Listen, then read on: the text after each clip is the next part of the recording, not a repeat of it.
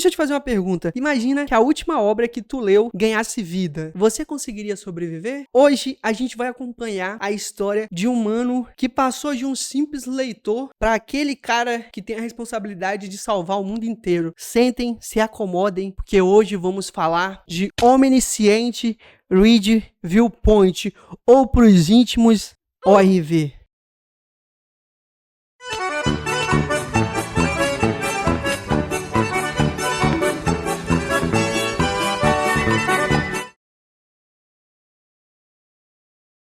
Mano, eu sei que tem um tempo já que vocês me pedem pra fazer um vídeo de ORV. Nossa, grava ORV, grava ORV. Então tamo aqui, rapaziada. Hoje vai ser aquele vídeo gostosinho de ORV. Eu espero que vocês gostem, então já vai deixando esse like aí, hype o vídeo. E eu tenho uma novidade pra vocês. Eu tamo com serve no Discord. O link tá na descrição. Cola lá pra gente trocar ideia. Vamos criar uma comunidade, rapaziada. Então, link na descrição. Só bora, mano. E antes da gente partir pro vídeo, que eu sei que vocês estão animados, eu tenho que explicar algumas coisas pra vocês. Eu separei em 5 cenários, pra quem já captou aí, cenários, ORV, tudo combina, pra ficar mais bonitinho, tá, mano? O primeiro cenário vai ser a história, eu vou fazer um resumo ali de 13 a 15 capítulos da obra, pra quem nunca leu, ter uma noção básica do que a gente vai estar falando, e a partir do cenário 2 em diante vai ter spoiler. Então, se você tem vontade de ler, mano, desculpa, esse vídeo não é pra você, mas se você não liga pra isso, continue. E você que tem saudade da obra, vambora que você vai relembrar de tudo. O segundo cenário, eu vou estar falando sobre os cenários que aparecem, sobre os Locaeb, as constelações, tudo que envolve o mundo de ORV. No terceiro cenário, eu vou estar falando um pouco sobre os personagens, os mais importantes ali da obra, tá? O quarto cenário, eu vou estar falando sobre as fábulas, que pra mim é um dos poderes mais fodas de todos. E o quinto cenário é a minha opinião, que eu acho que vocês merecem.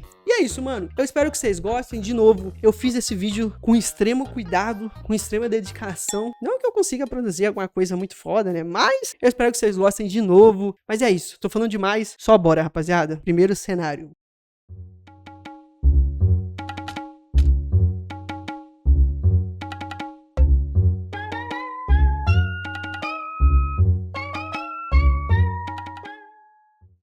A história segue Kim Dokija, esse mano aqui, que é um CLT padrão fudido, que tava voltando de trem pra casa depois de um dia cansativo de trabalho. Ele tava lendo uma novel no celular, novel essa que ele já vinha lendo há mais de 10 anos, chamada de 3 maneiras de sobreviver a um mundo destruído. E essa novel já contava com mais de 3.000 capítulos, só que infelizmente ele era o único leitor, porque geral tinha dropado dela. E cara, quando eu falo que ele já tinha lido essa obra por mais de 10 anos, ele lia essa obra desde quando ele era criança, até mesmo quando ele participou do exército. Então ele tava com essa obra nos momentos ruins e nos momentos bons, e essa obra significava tudo pra ele, tanto que ele achava que o autor tinha escrevido essa obra dedicado pra ele, tanto que quando chega no capítulo 3149, ele fica frustrado porque a obra simplesmente acaba. Enquanto Dokija tentava raciocinar que a obra dele tinha acabado, e enquanto ele conversava com a colega de trabalho que tava do lado dele, ele recebe uma mensagem no celular dele, e quando ele vai ver quem era que tinha mandado a mensagem, não era ninguém menos do que o próprio autor da novel que ele lia. E o autor tinha mandado mensagem agradecendo o Dokija. Dokija fica sem entender nada, e o autor fala que por causa dele, ele tinha ganhado uma competição. Dokija pergunta qual competição é essa, só que o autor dá uma de desentendido e fala que o Dokija não iria saber qual competição que é, porque era uma competição pequena. E para agradecer, o autor pede o e-mail do Dokija e fala que vai mandar um presente para ele. Dokija fica tentando entender qual presente é esse, e quando ele vai ver no e-mail, o autor tinha mandado toda a novel pro e-mail dele, e agradecendo e falando o horário que a monetização iria acontecer, que no caso seria 7 horas da noite. E conforme o tempo vai passando e vai chegando perto do horário que o autor tinha falado que a monetização iria ocorrer, algumas coisas começam a acontecer. As luzes do trem se apagam e do nada o trem freia bruscamente, e nos altos-falantes do trem alguém fala para todo mundo fugir. Do nada uma luz surge e uma voz ecoa falando que o cenário principal iria começar. Todo mundo começa a entrar em desespero, e do nada surge no meio da multidão um ser meio estranho, peludo, com chifres. Aquele era um Locaeb, ou pros íntimos, um diabrete. Então geral começa a ficar maluco sem entender nada. Alguns acham que aquilo ali é a gravação de um comercial e começam a ficar putos com o diabrete, começa a gritar com o diabrete, deixando ele puto. E é aí que a gente percebe que essa carinha aqui não significa nada, porque ele pode te mandar de Vasco com um estralar de dedos. E é isso que acontece. Pra servir de lição, ele explode a cabeça de um cara que tava na frente de todo mundo. O Diabrete puto, então começa um rodízio de eliminações e começa a dar headshot na cabeça de todo mundo. E geral entra em pânico tentando sobreviver. Às vezes uma carinha bonita e um sorriso desse esconde muitas coisas. Depois que ele termina o rodízio de eliminações e todo mundo se acalma, ele começa a explicar o primeiro cenário, que seria o de sobrevivência. Ou tu sujava suas mãos e mandava alguém de Vasco, ou tu iria de Vasco quando o tempo acabasse. Era simples, não tinha como você sobreviver de outra maneira. Você teria que fazer atos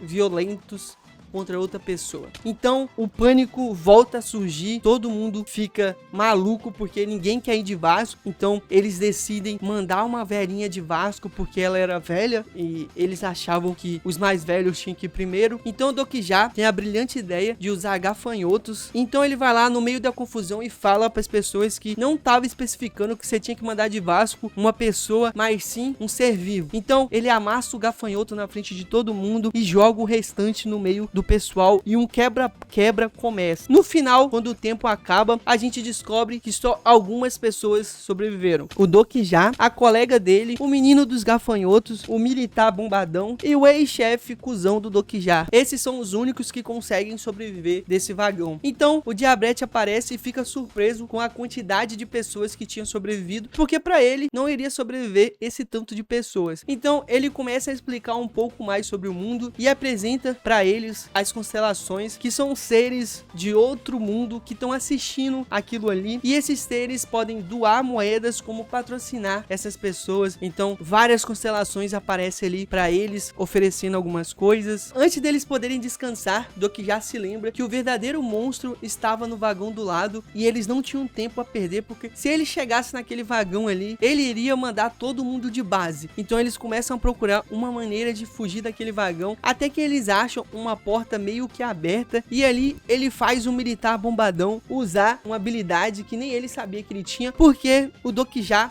ele tem uma habilidade de poder ver a ficha dos personagens, então ele consegue ver habilidades escondidas e tudo essas porra aí que vocês já estão acostumados de sistema. Então o militar bombadão consegue abrir a porta e eles fogem dali, só que nisso o Diabrete aparece e ele fica puto com eles porque eles fugiram antes do horário. Então ele decide começar o cenário 2 imediatamente, e o cenário 2 nada mais era do que atravessar uma ponte quebrada. E aqui eu acho engraçado porque o Dokija começa a correr, aí a menina fala: nossa, mas a ponte não tá quebrada, e do nada surge uma serpente gigante e quebra a ponte. Aí o Diabrete olha pra eles e fala: nossa, tá muito fácil, e tome zumbis atrás de todo mundo, e o Dokija começa a ficar desesperado porque ele não sabe como sobreviver. E aí a gente descobre que a colega do Dokija conseguiu um patrocínio com uma constelação que é o Deus Ex Machina, e esse Deus Ex Machina do nada cria uma ligação na ponte quebrada para eles poderem atravessar. E o Dokija, antes de pensar em fazer alguma coisa, olha pra trás e o chefe cuzão dele pega a menina nos braços e sai correndo, deixando o Dokija sozinho ali pra enfrentar os zumbis. E aí que a gente descobre que o Dokija também tinha uma habilidade, que era a habilidade do marcador, ou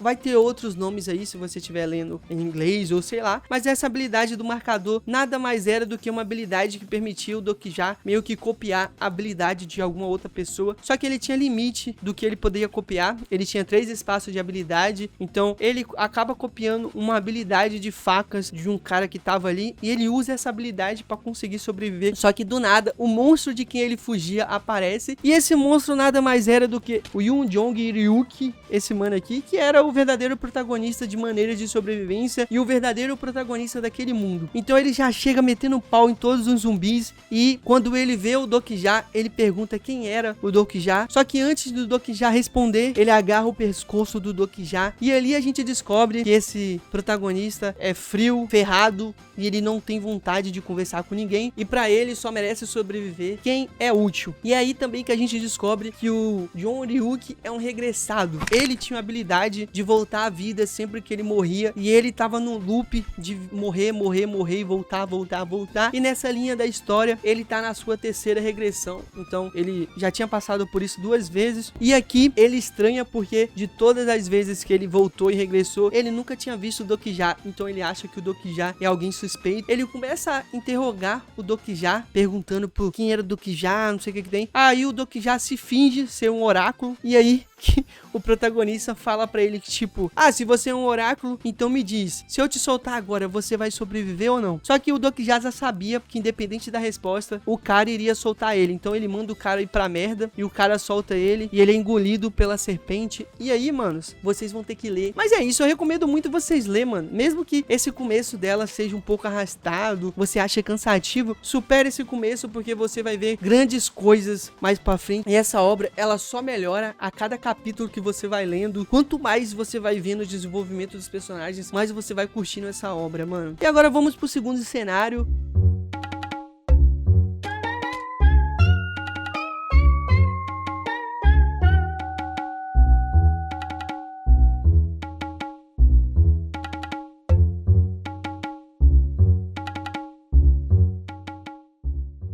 Nesse segundo cenário, eu vou estar falando sobre os cenários e sobre aqueles que causam todas as merdas que acontecem na vida de todo mundo que tá tentando sobreviver. Primeiramente, a gente tem que falar sobre os Dokaeb ou Giabret. Eles são os streamers. Imagine que você tá assistindo a Twitch e do nada aparece a Terra ali e você começa a ver sobreviventes tentando sobreviver e você pode interagir, doando e essas coisas. Aqui, a Terra se transforma em uma transmissão e ela faz parte da Star Stream, que é um canal de transmissões de vários universos e que cada universo tem uma transmissão diferente. E os Dokaeb, eles são a cara da stream, eles são o apresentador, eles que anunciam os participantes, eles que anunciam os prêmios e eles que fazem a ligação das constelações com os participantes. E aqui os Dokaebs têm ranking, eles vão do ranking baixo ao ranking alto e a aparência deles vai mudando conforme o ranking vai aumentando e os ranks deles aumenta conforme o canal deles cresce. Tanto que no começo da obra, o Dokaeb do canal que o Dokija tá, que é esse mano aqui, o Bi-Ryugi, provavelmente eu falei o nome dele errado, ele começa com um rank baixo, só que conforme o canal dele vai crescendo, ele vira esse mano aqui, que é um Dokaeb de rank médio, e ele já começa a ter uma aparência mais humanoide. Então sempre que o canal tiver mais visibilidade, mais poderes, os Dokaebs conseguem ganhar. Eu acho que já deu pra perceber, mas os cenários são as fases desse mundo. Se você imaginar esse mundo como um jogo de RPG, os cenários são as fases que os participantes têm que concluir para poder sobreviver e ganhar moeda. E a moeda aqui é o que resume tudo. Você consegue fazer tudo com dinheiro, tanto conseguir comida, habilidades, você pode usar a loja da stream, que é um bagulho muito roubado, que o Dokija mesmo faz isso. E conforme a obra vai avançando, cenários melhores vão aparecendo, cenários mais fodas vão aparecendo. E para mim, o cenário mais foda daqui é o cenário do paraíso, onde eles vão lá para aquela planície, onde tem aquela cidade lá que é controlada por um cara muito maluco e onde também o Dokija tem que lutar contra um deus do outro mundo, que é um deus que vem de fora do universo, que é conhecido como Calamidade. Pra mim é uma das lutas mais fodas até o momento. Opa, rapaziada, pausei o vídeo aqui só pra fazer um adendo. Eu falei que o cenário do paraíso é o que eu acho mais foda, só que não tem como eu deixar de fora a luta dos reis, que é um cenário muito foda também, porque envolve bastante estratégias, aparece muito rei foda. A parte principal é que tem o Dokija versus John Ryung, em uma luta sensacional, onde o Dokija ganha, que ele apaga o John Ryung, e depois ele vai assumir o trono, só que ele destrói o trono, e ele acaba ganhando a fábula do rei sem trono, né? Esse cenário também é muito foda, então eu lembrei disso aqui enquanto eu tava procurando coisas pra me colocar no vídeo, então não tinha como eu deixar esse cenário de fora. Então pode voltar pro vídeo agora.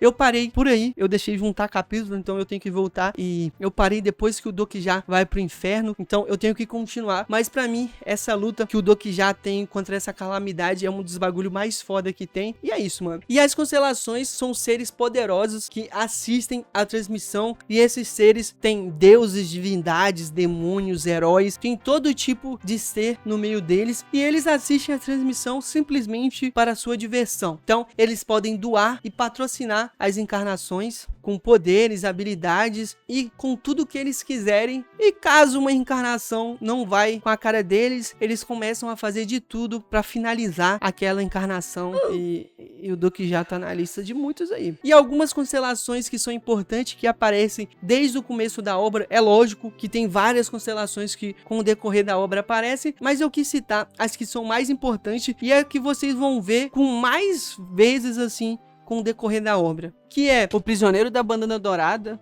que é simplesmente o Su-Kong, Juiz Diabólico das Chamas, que é o anjo Uriel, que aqui na verdade é uma anja, Dragão Abissal das Chamas Negras. Esse daqui não fica claro quem é ele, e se ficou, eu só esqueci qual é o nome dele. Tem também o Conspirador Velado, que esse daqui eu vou explicar mais pra frente quem é ele. E por último, temos a Rainha da Primavera Mais Escura, que é a Perséfone. Esses pra mim são os mais importantes da obra, e são os que mais aparecem também, e são os que mais têm interação com Dokija, mano. Como eu disse, o Conspirador Velado tem um bagulho que eu falei que eu ia explicar mais pra frente, mas eu acho que eu posso dar um pequeno spoiler aqui pra vocês. Ele nada mais é do que o Jong-Ryuki. Ele é uma das regressões do Jong-Ryuki, que acaba virando uma constelação, mas mais pra frente eu vou explicar isso direitinho pra vocês. E no mais, as constelações são o que movem o mundo ali. Elas se divertem com o sofrimento das encarnações dos participantes, e elas doam e patrocinam os participantes para eles poderem durar mais e assim o entretenimento delas ser mais longo.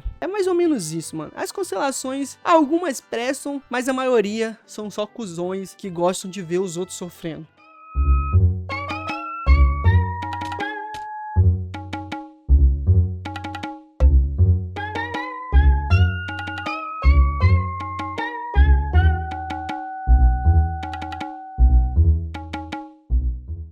Agora chegamos no terceiro cenário, que são os personagens. E aqui eu tenho que deixar uma coisa clara pra vocês. O ORV, na minha opinião, gira em torno de 3 personagens. E são esses 3 personagens que praticamente carregam a obra nas costas. Não é 100%, mas é quase isso. E esses 3 personagens são o Dokija, o Jong-Ryuki e a Han So-Young. E cara, não tem como eu falar o nome desses personagens direito, velho. É muito difícil eu pronunciar essas porra. Mas como eu disse, pra mim, a obra gira em torno dos 3. E os 3 têm uma carga muito grande na obra, eles conseguem carregar bastante. É lógico, tem outros personagens que eu vou falar aqui mais adiante, mas esses 3, porra, eles são muito importantes para a obra. Começando com a Han So-Young, essa mina aqui, e antes de tudo acontecer, da novel ganhar vida, ela era uma escritora que plagiou por completo Maneira de Sobrevivência e conseguiu fazer mais sucesso do que Maneira de Sobrevivência. E por causa disso, Dokija acaba ficando com raiva dela sem conhecer ela. E quando tudo acontece com o mundo, ela acaba usando o conhecimento que ela tinha, só que ela não leu tanto que o Dokija leu, então ela não tem o mesmo conhecimento que o Dokija, e no começo você não consegue gostar muito dela, porque você fica achando que ela vai fazer alguma coisa de mal com o Dokija. Ela não é muito confiável no começo, a constelação que patrocina ela é o Dragão Abissal das Chamas Negras, e aí você já fica com o pé atrás, porque normalmente essa constelação só patrocina gente que não presta. A habilidade principal dela é de se clonar, então ela consegue criar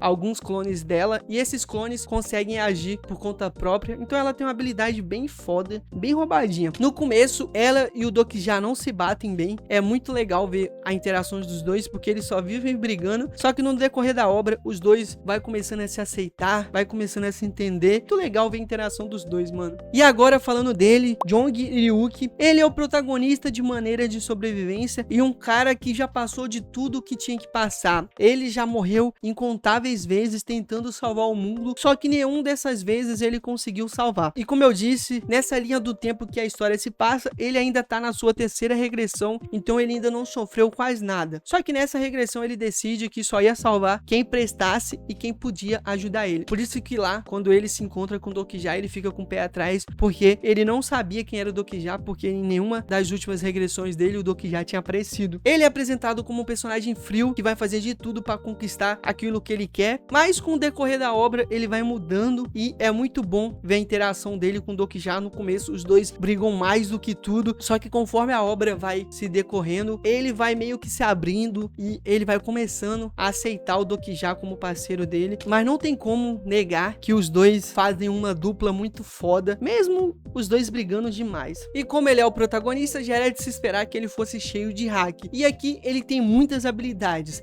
A principal dele é a habilidade habilidade de regressão, que ele sempre vai voltar pro começo quando ele morrer. Só que ele também tem a habilidade de saber que você tá mentindo e várias outras habilidades, como super força, velocidade, essas porra toda. Ele também é patrocinado pela constelação mais pica de todas, que é o Sonho Mais Antigo, e é essa constelação que dá a habilidade dele regressar. E por causa disso, o John Griuk odeia essa constelação, porque ele já cansou de regressar toda vez que ele morre, que deve ser muito ruim isso, né? Mas rapaziada, não achem que a vida do John Griuk é 100% uma maravilha, porque a vida dele, na verdade, é um inferno, porque imagina você viver por centenas e centenas de anos e toda vez você vê as pessoas que você mais ama morrerem centenas e centenas de vezes e você sempre saber que o motivo daquilo acontecer é por você ser fraco demais. Tudo que o John Griuk viveu nas centenas de vezes que ele regrediu, aquilo só foi abalando mentalmente ele, só foi acabando com o mental dele. É por isso que quando a obra apresenta ele, ele aparenta ser aquele cara que não se importa com as pessoas, porque ele já cansou de ver as pessoas que ele mais ama morrerem e ele sempre saber que ele não vai conseguir salvar ninguém. E é por isso que quando ele encontra o Dokija, ele se espanta, porque pra ele o Dokija é uma anomalia. O Dokija não tava nas regressões dele passada. Então o Dokija pra ele é uma esperança que talvez ele possa conseguir salvar o mundo dessa vez. Mas mesmo o Dokija provando que ele consegue ajudar, muitas vezes o John Griuk pensa em se finalizar só pra poder começar tudo de novo, porque ele não consegue confiar nas pessoas. Porque não tem como, mano. O que ele sofreu, o que ele viveu, eu acho que pessoa nenhuma consegue mensurar. O Subaru talvez consiga entender o peso que esse cara carrega, mas pessoa nenhuma consegue entender o mental do John Griuk.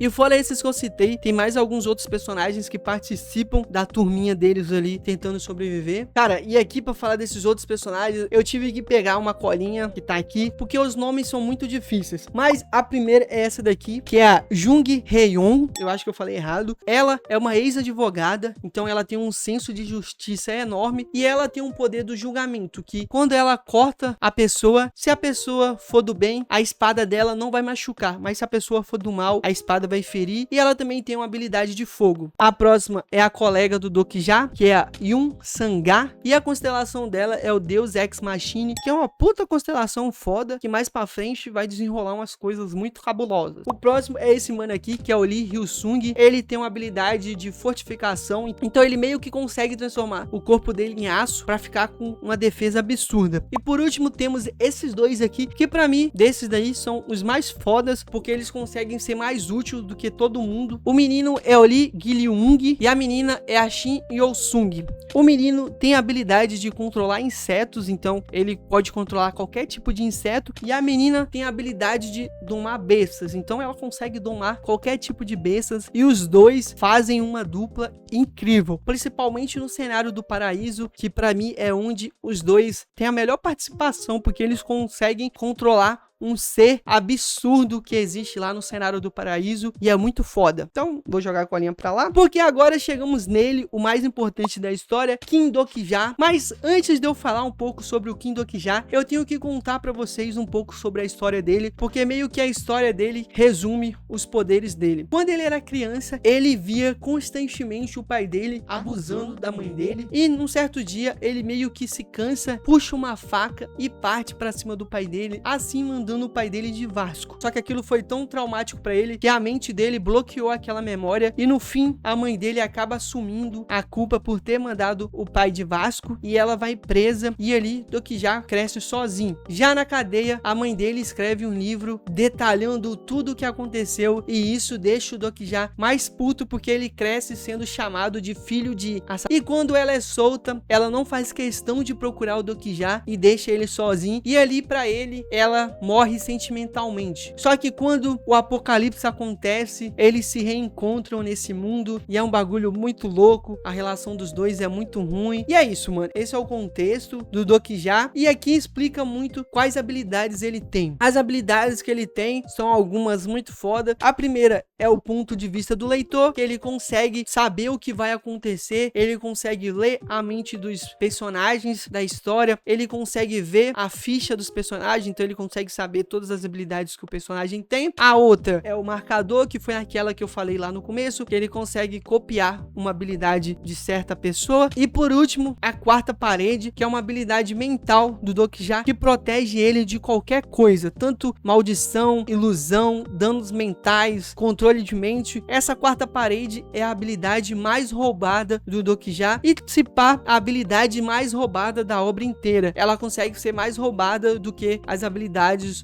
de um Ryuki. É um absurdo, tanto que quando ele tá lutando contra a calamidade, a gente descobre que a quarta parede tem consciência própria e ela conversa com o próprio Dokija. É um bagulho absurdo, rapaziada. Ele tem outras habilidades, mas essas daqui são as mais importantes. E mesmo a quarta parede, sendo essa habilidade incrível, que ela é extremamente poderosa, ela ainda tem o seu ponto ruim, porque ela meio que apaga as emoções do Dokija, porque como ela tem essa barreira mental de proibir, de impedir que qualquer coisa influencie o Dokija, ela também consegue meio que esconder as emoções do Dokija. Então ele para de sentir certas emoções. Tem momentos da obra que ele se pergunta se quem está em volta dele são seres humanos ou só são personagens da obra de sobrevivência. Ele não consegue mais discernir entre a realidade e o que é a novel. Imagina o peso que o Dokija começou a carregar nas costas, sendo que pra ele era só um leitor, e agora todo mundo depende dele pra sobreviver. O mundo inteiro depende dele, porque ele, às vezes, querendo ou não, ele rouba o protagonismo do próprio protagonista. Tanto que às vezes o Jongryuki olha pro Dokija e ele fica sem entender o que é o Dokija, porque o Dokija é uma existência naquele momento ali, ele é um bug existencial naquele momento, porque não era pro Dokija estar ali, só que de algum jeito o Dokija apareceu e agora ele tem que carregar o peso de carregar todo mundo, de salvar todo mundo, porque às vezes nem o próprio protagonista da obra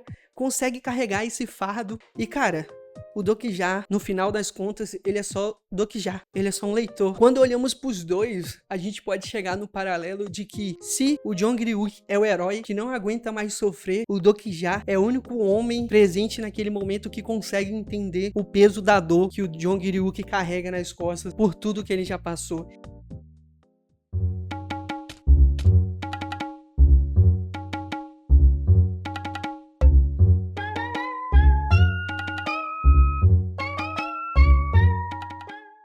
Fábulas são o que fazem os sobreviventes ficarem mais fortes. Aqui, história é poder, e quanto melhor a história que você cria, mais forte é a sua fábula e mais buff e poderes você recebe. Tanto que quando o Dokija quebra o trono, ele recebe a fábula de rei sem trono. Quanto melhor a qualidade da fábula que tu consegue, mais buffs e poderes você tem. No final, tudo gira em torno das fábulas, e tanto que as constelações comem fábulas no café da manhã. E quando uma pessoa consegue 5 ou mais fábulas fortes, elas podem virar constelações, e é isso que acontece com o Dokija mais pra frente, e também é o que acontece com o Jongryung em uma das reencarnações dele. No final, o ORV gira em torno de criar uma boa história. Quanto mais épica, trágica, memorável ou impressionante for a sua narrativa, mais forte você vai ficar. O Star Stream nada mais é do que um reality show cósmico onde as constelações apostam em quem tem a fábula mais forte. E pra mim esse daqui é um dos conceitos mais metas e geniais que eu já vi. A sua força vem da narrativa que você constrói e o que as pessoas falam sobre você. Isso aqui é do caralho. Não tem coisa mais impressionante do que isso. Você fica forte dependendo da sua história e do que as pessoas falam de você. Isso aqui é um absurdo, mano. Se você faz um ato que vai repercutir e geral vai falar, você fica extremamente forte. Isso é um absurdo, mano.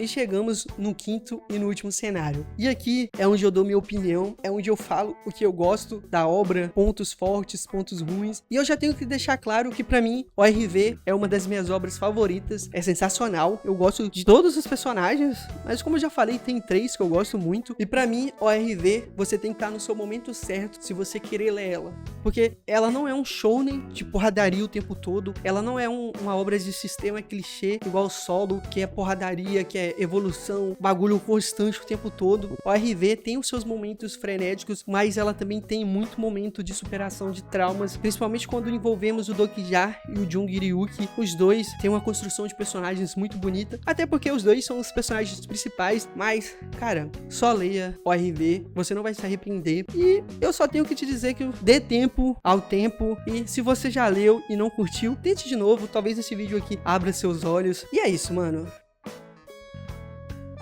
E, manos, é isso. Eu espero que vocês tenham gostado do vídeo. Eu sei que esse vídeo demorou demais, mas é porque eu tava editando esse vídeo, só que eu comecei a pensar em coisas que tava faltando e eu decidi finalizar esse vídeo aí de uma maneira legal. Eu espero que vocês tenham gostado. Um dos motivos também de eu ter demorado é porque eu me mudei, então isso ocupou muito minha mente. Mas é isso, comenta aí o que vocês acham de RV. Me diz aí se vocês já leram, se você leu e parou, se você pretende voltar a ler. Não se esqueça de entrar no nosso server do Discord, porque muita gente pediu, então um cara criou pra mim o Slimezinho. Muito obrigado de novo, Slimezinho. E é isso, tá aí na descrição, tamo junto, espero vocês lá. E é isso, rapaziada.